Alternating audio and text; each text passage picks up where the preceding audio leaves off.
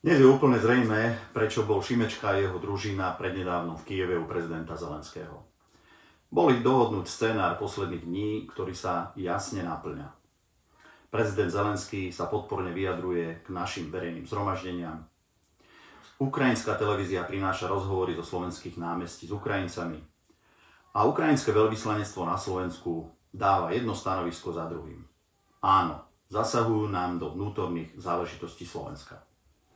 Slovenská opozícia je v koncoch. Rozhodla sa nezákonným a nedemokratickým spôsobom spochybniť výsledky posledných parlamentných volieb. Je im jedno, či pritom dojde aj k násiliu alebo k stratám na životoch.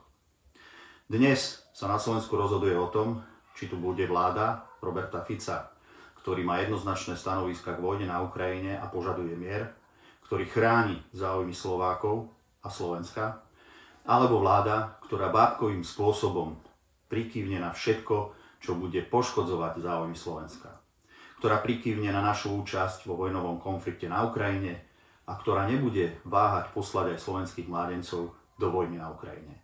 O toto dnes ide na Slovensku.